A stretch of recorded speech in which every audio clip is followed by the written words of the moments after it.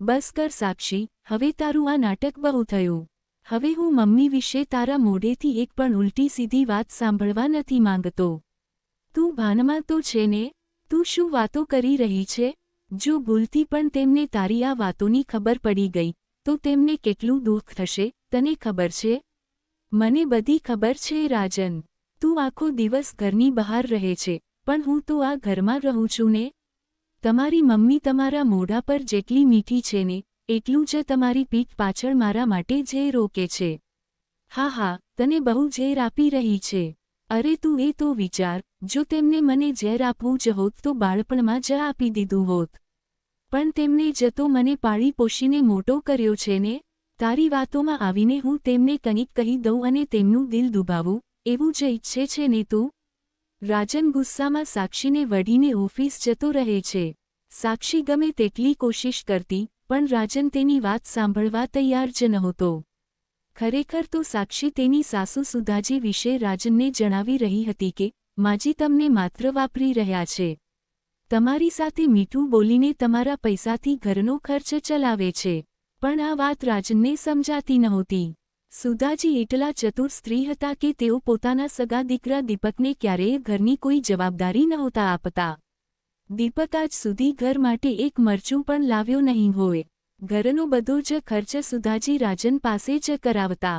દીપકનો પગાર ક્યાં જાય છે તેની કોઈને ખબર નહોતી, પણ રાજનનો પગાર આવતા જ દૂધવાળો, શાકભાજીવાળો, વીજળીનું બિલ અને કરિયાણામાં જ અડધાથી વધુ પગાર પૂરો થઈ જતો. બાકીના પૈસામાંથી સુધાજી પ્રેમથી વાતો કરીને પોતાના નામે બચત કરાવી લેતા. હાલત એવી હતી કે રાજનના આખા પગારનો હિસાબ સુધાજી પાસે હતો અને સાક્ષીને જો કંઈ જોઈતું હોય તો રાજન પાસે પૈસા જ નહોતા બચતા.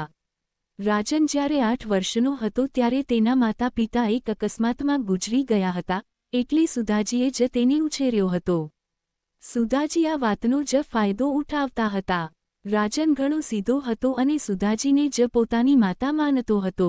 લગ્ન સમયે જ તેણે સાક્ષીને કહી દીધું હતું કે ક્યારેય મમ્મીનું દિલ ન દુભાવતી, જો તે ન હોત તો આજે હું ક્યાં હોત મને ખબર નથી.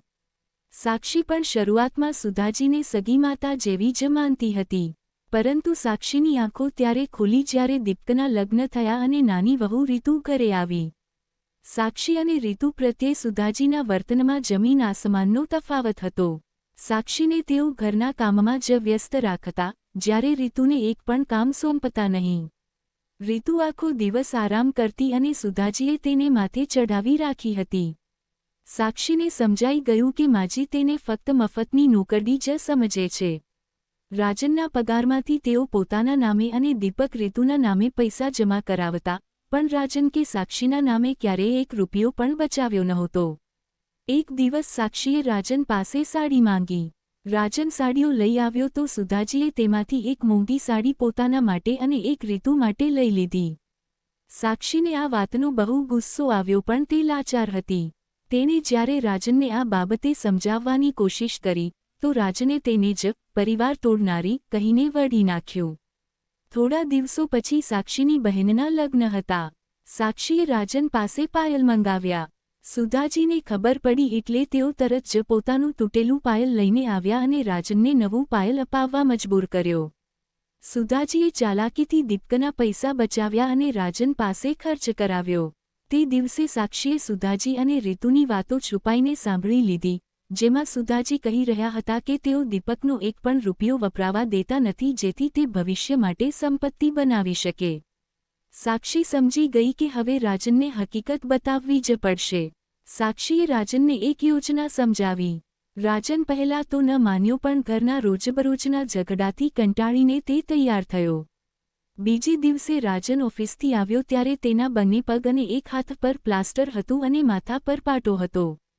તેણે એવો દેખાવ કર્યો કે તેનો જોરદાર અકસ્માત થયો છે.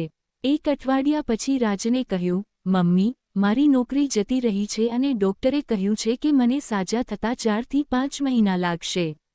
આ સાંભળતા જ સુધાજીનો વ્યવહાર બદલાઈ ગયો. હવે રાજન તેમની નજરમાં નકામો અને બોજ બની ગયો હતો.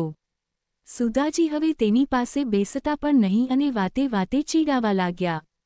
તેઓ દીપક અને રીતુ સાથે મળીને રૂમમાં છુપાઈને સારું જમવાનું જમતા અને રાજનને માત્ર સાદું ખાવાનું આપતા. રાજન બધું જ જોઈ રહ્યો હતો. તેને સાક્ષીની વાતો પર વિશ્વાસ થવા લાગ્યો કે ખરેખર મમ્મી તેને માત્ર એક એટીએમ મશીન જ સમજતા હતા. સાક્ષીએ કહ્યું, હવે આ જ હાલતમાં મિલકતના ભાગલા પાડી લો, નહીંતર સાજા થશો એટલે ફરી તેઓ તમને વાપરવા લાગશે. સાક્ષીના કહેવા પર રાજને ભાગલાની વાત કરી. સુધાજી તો તરત જ તૈયાર થઈ ગયા. તેમને લાગ્યું કે નકામા રાજનનો બોજ કોણ ઉઠાવે? ઘર, ખેતર અને બધી મિલકતના ભાગલા પડી ગયા. રાજનને બહુ દુઃખ થયું કે જે માતા માટે તેણે બધું જ કર્યું, તેણે ભાગલા પાડવામાં એક મિનિટનો પણ વિલંબ ન કર્યો. બીજે દિવસે સવારે રાજને પોતાના પાટા કાઢી નાખ્યા અને તૈયાર થઈને ઓફિસ જવા લાગ્યો. તેને સાજો નરવો જોઈને સુધાજી, દીપક અને રીતુ સ્તબ્ધ થઈ ગયા. સુધાજીએ પૂછ્યું, રાજન, આ શું છે? તું તો સાજો છે. રાજને શાંતિથી જવાબ આપ્યો, હા મમ્મી, હું સાજો જ છું. આ તો સાક્ષીના કહેવા પર મેં કરેલું એક નાટક હતું જેથી તમારી અસલિયત જોઈ શકું. આજે તો આ નાટક હતું, પણ જો ખરેખર મને કંઈ થયું હોત તો તમે મને રસ્તા પર લાવી દીધો હોત. સારું થયું કે સમય રહેતા મને સત્ય સમજાઈ ગયું.